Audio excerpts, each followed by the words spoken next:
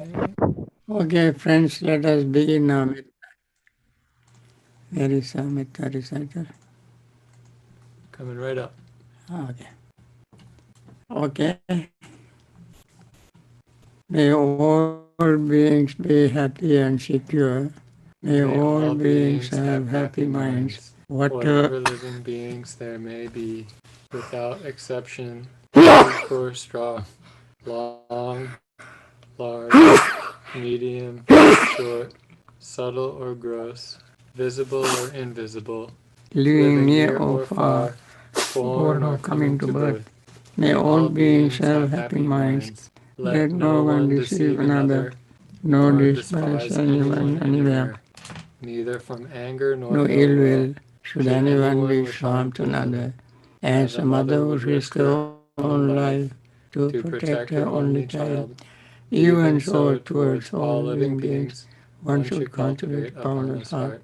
One should One should cultivate for cultivate all for the all the world world a a heart of heart of boundless boundless loving loving friendliness, friendliness, above, above, below, and below, and all all around, around, unobstructed, unobstructed, without without hate or hate or resentment, resentment, whether whether standing, standing, walking, walking, sitting, sitting, lying lying down, or down, or whenever whenever awake. awake.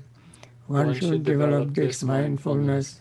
This is This is called called divinely divinely dwelling dwelling here, here, not not falling falling into into erroneous erroneous views, views, but but virtuous and virtuous and endowed endowed with with vision, vision, removing removing desires desire for for sensual sensual pleasures. pleasures. One One comes comes never never again to again to birth birth in the in the womb. womb.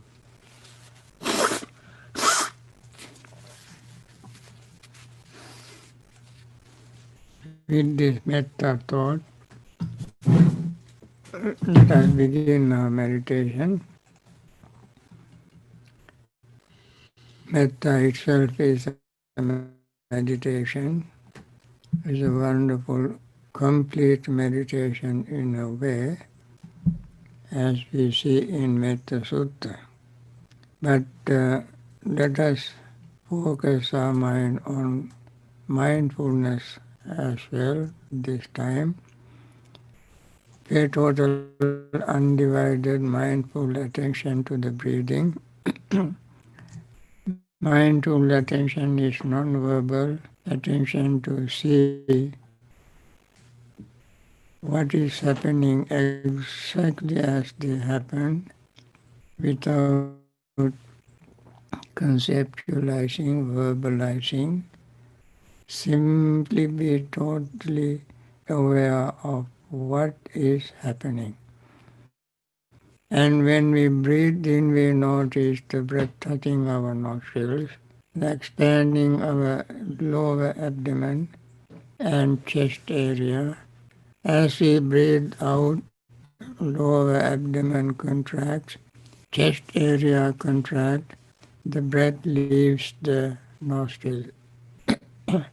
And this is repeating over and over again all the time, inhaling, exhaling, and there also is very brief pause in between inhaling and exhaling.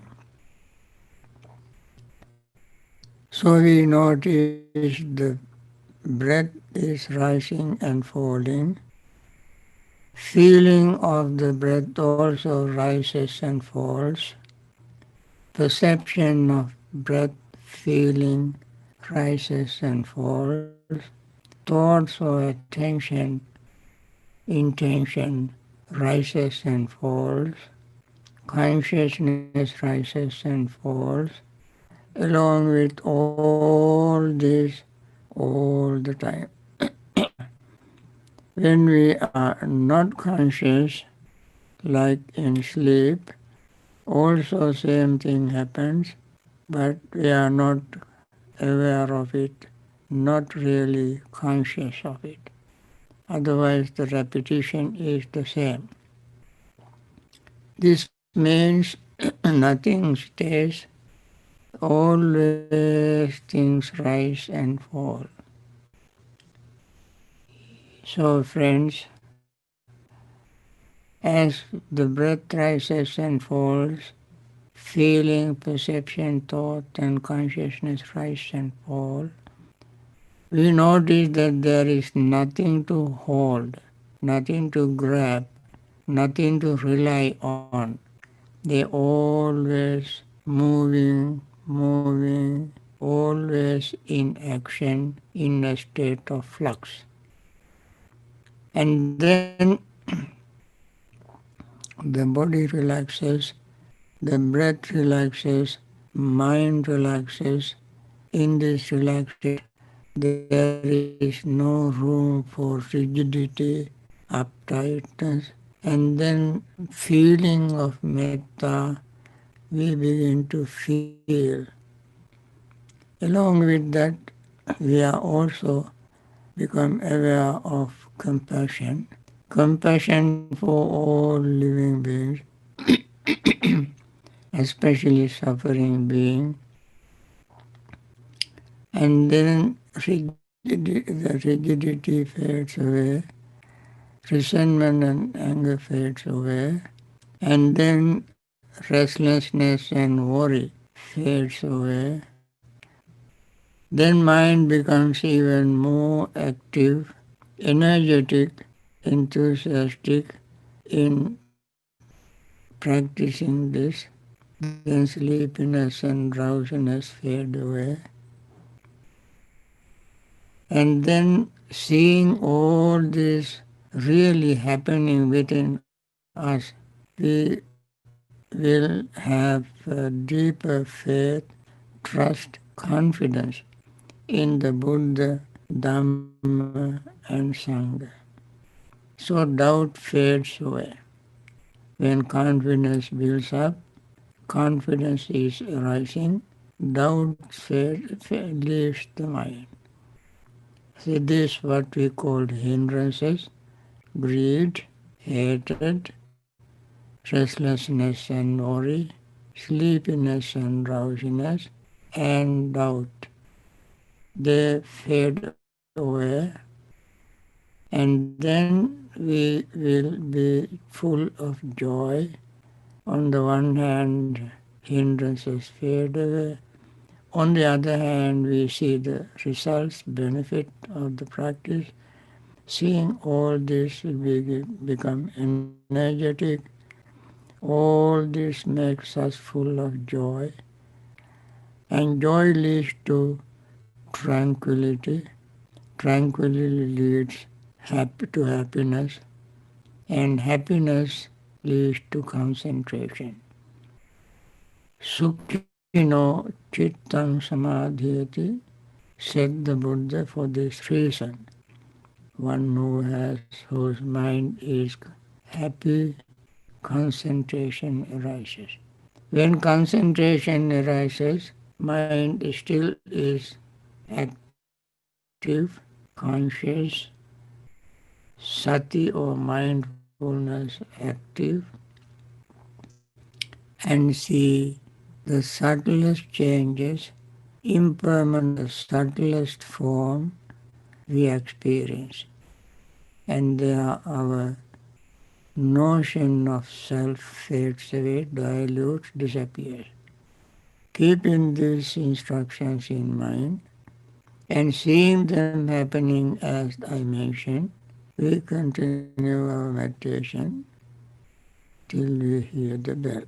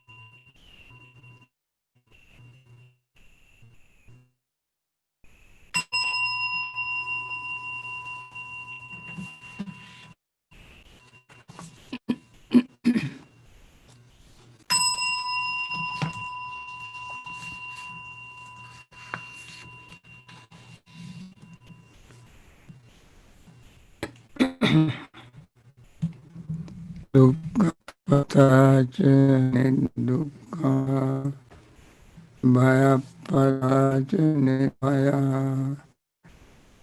soka pataca nisoka hotu sabbe pipanino. May the suffering be free from suffering. May the fear struck be free from fear. May the grieving be free from grief. So too may all beings be. With this thought, let's spend the rest of our this morning session uh, listening to this short talk on the validities of the Dhamma. We discussed Swakata, Sandittika, and today we want to talk on Akaliko. Kal is time, Akal means no time. We use the word not in many contexts, but here when we come to Dhamma, we use this word as a quality Dhamma. So we should, it can, we can look at it different way. Akalika means unaffected by time. That is one meaning. That means the truth, it is truth always. It's not a temporary thing, or it is not, it was one time and no longer again. Not that kind of truth. Conventional truth is can change from time to time, place to place, situation to situation. It can change. But the truth of Dhamma cannot change from time to time. For instance, when anger arose,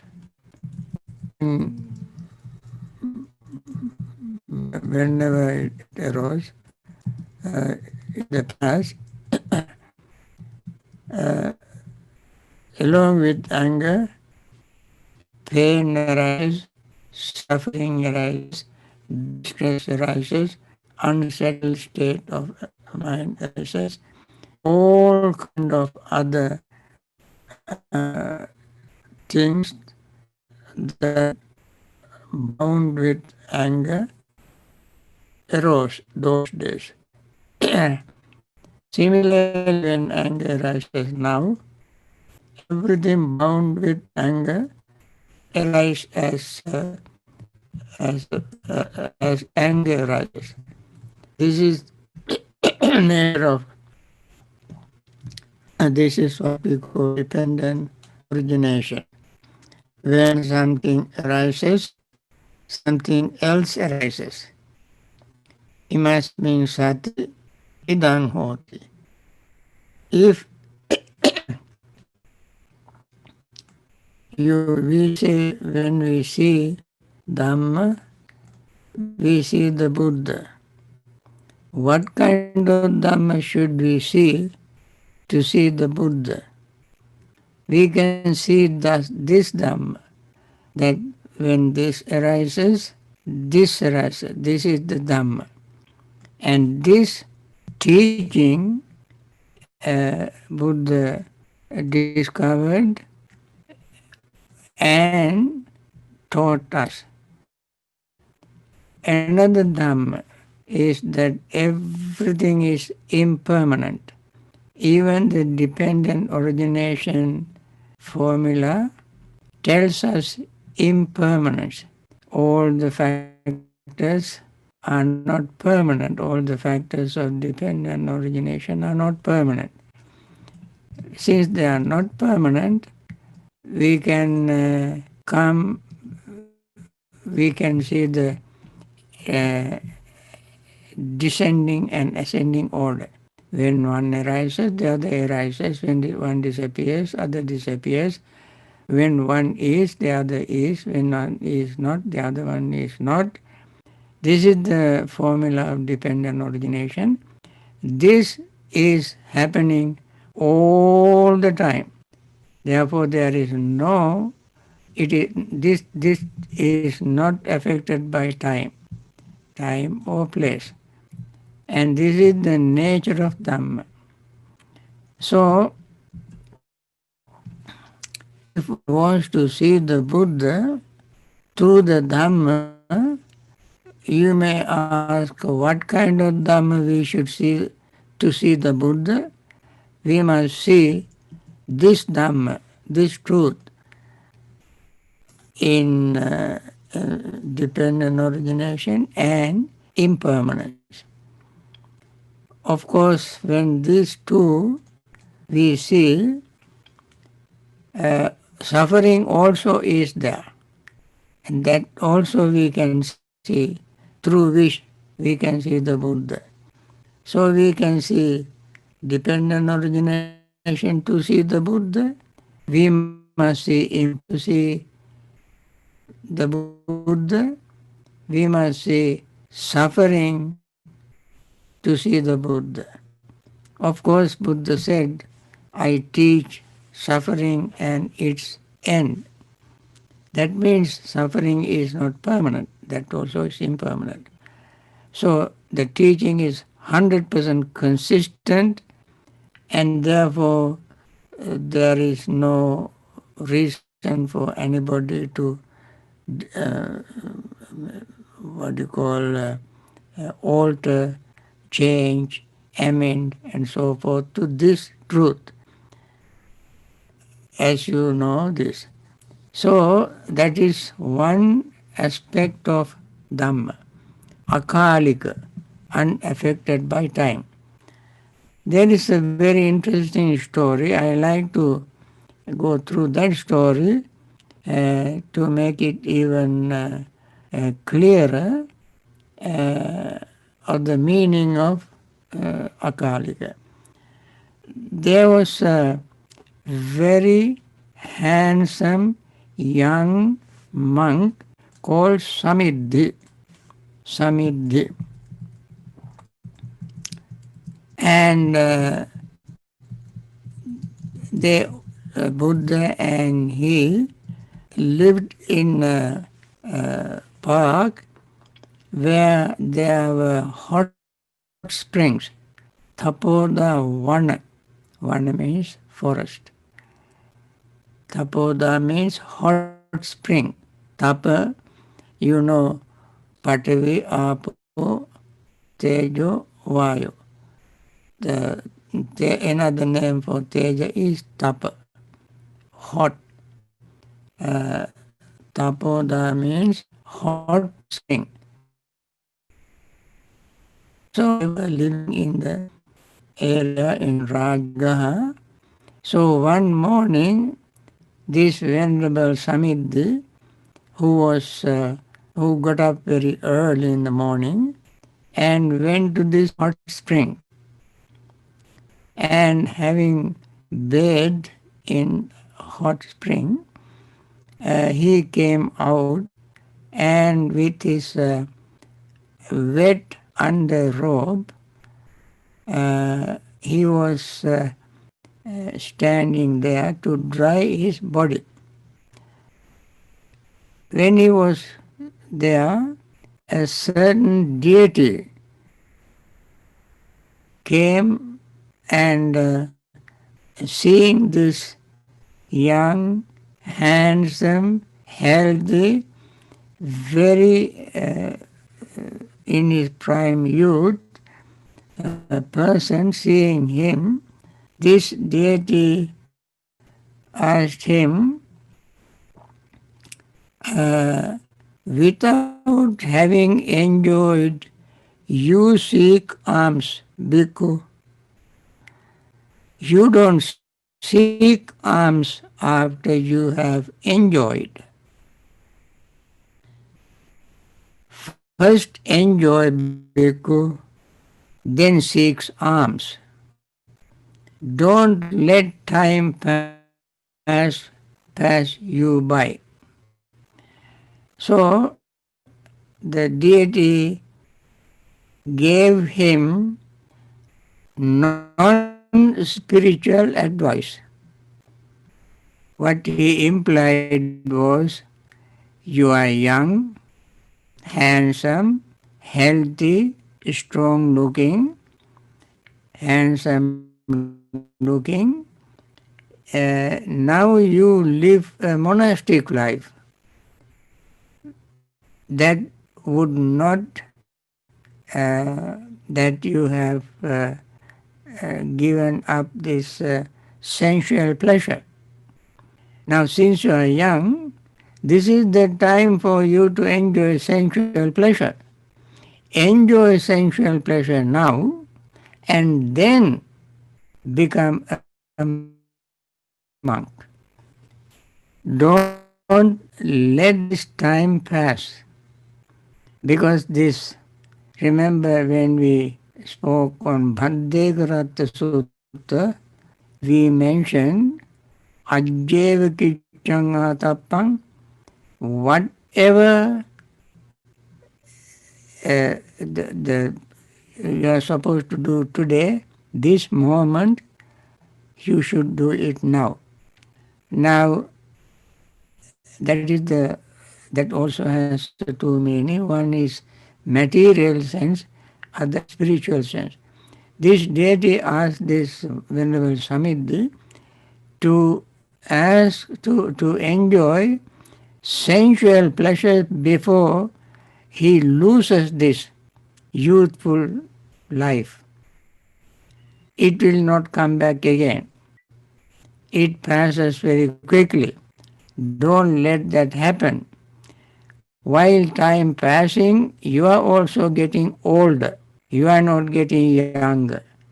Since you are young, enjoy sensual pleasures. So, that is how he interpreted kala. Don't make it akala.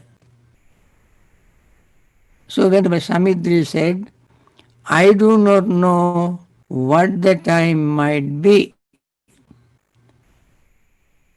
The time is hidden and cannot be seen. Here, hence, without enjoying, I seek alms. Don't let the time pass me by. So Venerable Samidhi gave the spiritual sense of the time. In his answer, he says, I don't know when I will die. That is, he said, I do not know what the time might be. I do not know what time I will die. The deity said, you are getting old, therefore before you, while you are young, you enjoy sensual pleasures. When the Samidhi says, but I don't know when I die, therefore I enjoy being monastic, practicing Dhamma, meditating. I want to liberate myself from suffering before my death. Because death never, nobody knows when it comes. So that is what he said. Then the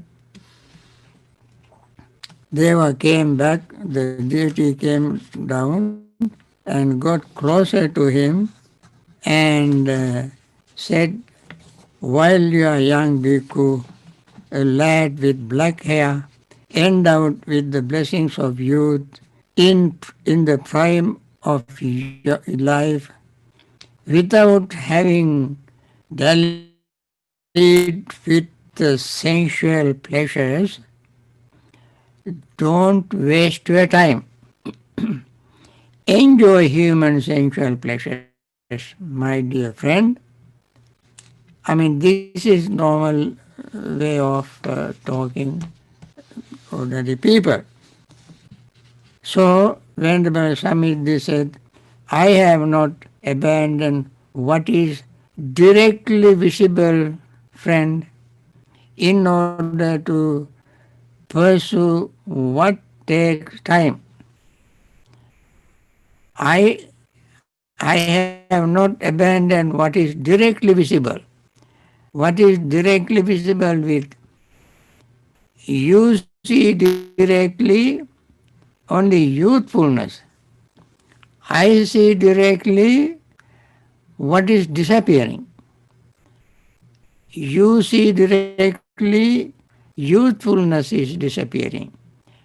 I see directly opportunities to liberate myself is disappearing if I do not take the advantage of that. So then he said, uh, the Blessed One, the Buddha, he said, Blessed One, friend, has stated that sensual pleasures are time consuming, full of suffering, full of despair, and the danger in them is still greater. While this Dhamma is directly visible, immediate, inviting one to come and see, applicable, to be personally experienced by the wise. And then deity asked him to explain this to him. Then he said, deity, I cannot explain this in detail because I am newly ordained. I am newly ordained, friend, not long gone forth, just recently came to this Dhamma and discipline. I cannot explain it in detail, but the Blessed One, the fully enlightened, perfectly enlightened Buddha, Arahant, is dwelling in Rajagaha, in the hot spring park. Approach that Blessed One and you ask this question. The deity said, friend,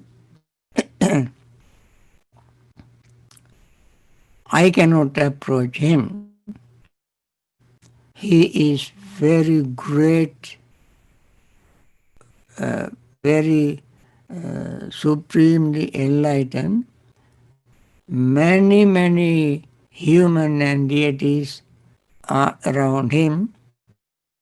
He is surrounded by these, and therefore I cannot approach him. You go and ask it on my behalf. When you go and ask, I also will come. And then we both can learn the meaning of this in detail. So Venerable Samidhi went to see the Buddha and reported the entire conversation he had with the deity. And deity also was there, and he incited him, prompted him, Bhikkhu, ask the question, don't waste time, ask the question. So Venerable Samidhi asked the question. He said, ask Bhikkhu, ask, for I have arrived. Then Buddha gave this answer. This answer is very deep, is in meaning. It is not very easy for anybody to understand. Beings who perceive what can be expressed become established in what can be expressed, not fully understanding what can be expressed, they come under the yoke of death.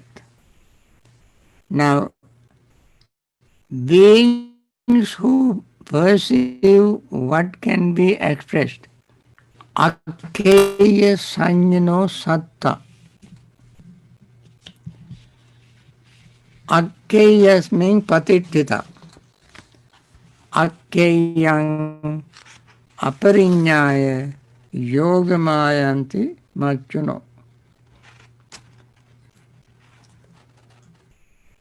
This is Akkeya means it comes from the root kya. Kya means tell or express. Being who perceived what can be expressed.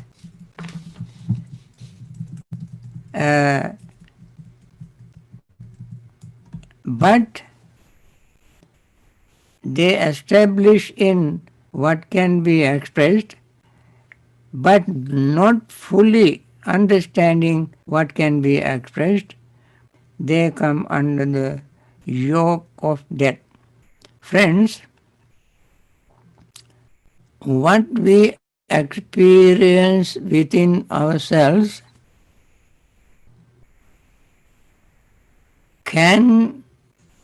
we can express it only when we are deeply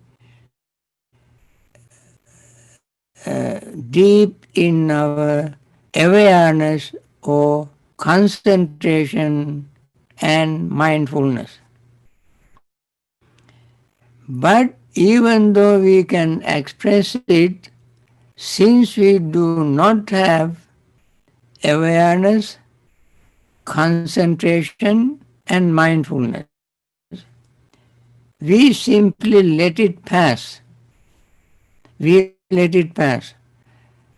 And we get caught by the yoke or Mara's yoke.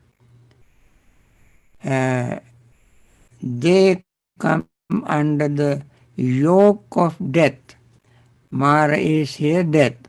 So, without seeing this reality, which we can express through our understanding, since we do not understand, we experience it. We experience it so clearly and we understand it, but we do not understand it. For example, one example I give you, that is, when this is, you have to remember, pay attention to this very carefully, because this is the gist or the summary of this stanza. It is not verbalized here, but the meaning is this. When we meditate, as I mention every day at the beginning of my short meditation instructions, I said when we gain concentration, our concentration is so clear, pure, clean, without any strain in it, and that concentrated state, the mind is so clear, pure and sharp. With this clear, pure, sharp state of concentrated mind, that mind can see form, feeling, perception, thought and consciousness, all these five, arising and passing away at such an inconceivable speed, in such a inconceivable rapidity that you cannot isolate one of them. Feeling, perceptions, thought, consciousness, and attention, contact, uh, contact, feeling, perception, thought, and attention, and materiality, hardness, softness, heat, and oscillation, and all these arise at such a rapid state that we simply become aware of it and express to ourselves. We can never put it, we can never verbalize it and isolate each of them and tell people, now I have feeling, now I have a perception, now I have thought, now I have sensation, what you call consciousness, now I have attention. None of them we can express. We can express to us expressly or clearly we can experience them. Although we experience them as they are rising and falling at a very inconceivable, rapid speed, so quickly, and we can stay there and seeing this, but we cannot verbalize them. Most of us, even in meditation, these things are happening, but we do not understand. Why don't we understand? Because our awareness, mindfulness, concentration are not sharp and clear. And therefore, we can go on doing all these things, letting them happen to us without ever knowing, without ever understanding, without ever being mindful until we die. That can happen any time. Even while meditating, death can happen anytime. Therefore, before death happens, this we must realize. That is the nature of Dhamma. Dhamma is not waiting for us, for our ordinary things to finish, for us to understand and realize and liberate ourselves. It is happening all the time, but we do not pay attention, we do not understand. And therefore, Venerable Samit Buddha said that he could not express it, explain it because is young. When they came to the Buddha, Buddha gave this simile, this expression. And then he said, but having fully understood what can be expressed, one does not conceive one who expresses, for that does not exist for him by which one could describe. So you can experience it, you understand it, but you cannot express it in words, because before you form a word, what you experience would be gone. When you try to form a word to express what you experienced, that experience will disappear before you form a word to express. All you can do is experience it, understand it, and be aware of it as it is happening. And therefore, Venerable Samiti could not explain it, Buddha explained it. That is the nature of Dhamma, of Akalika Dhamma. Akalika Dhamma means time, and time does not fit into that, because whatever time we use, second or the shortest time we might say is maybe nanosecond. Even that, within that nanosecond, so many things happen, and therefore no time can, we cannot use the time to express it. I myself I am finding it difficult to express what happens in this situation. Only people who practice meditation can understand it, realize it, and see it very clearly, and they themselves cannot express it. And that we must see before our death. That is the nature of Dhamma. It is so quick. Some people translate it the the fruition state arises as soon as the path state arises. That's the very meaning, very narrow meaning. But the deep meaning is that all these things are happening, form, feeling, perception, thought, and consciousness, attention, and all the elements, all these are changing. All these are changing all the time, and therefore we cannot express it within a time frame.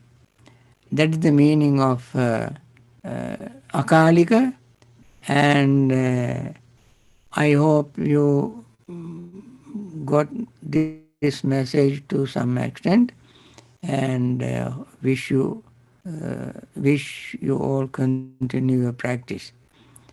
Now I want to wind down this morning session. We started with metta and want to continue our metta before we end it.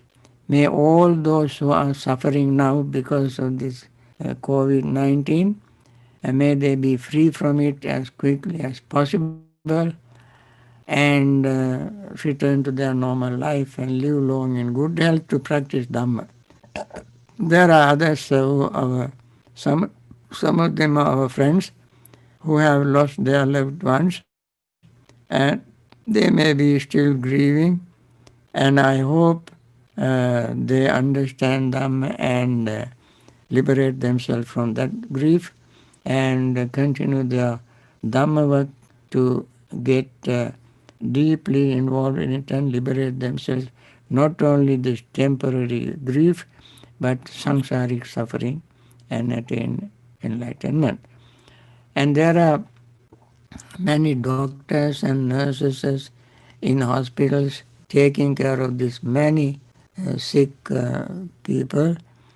May they continue their wonderful selfless service and live long in wonderful, long life to continue their noble work. There are many leaders who have done wonderful job. They have curtailed, controlled the COVID-19 in their places, countries and organizations, and we wish them to continue that wonderful service. There are some other leaders who have not yet reached this state. We want to wish them understanding, patience, and let them have compassion, wish them to make right, wise decision sooner. With this wish, let me conclude this morning session. And I thank you all for coming and trying to understand Dhamma and live long in good health. Thank you. Bye.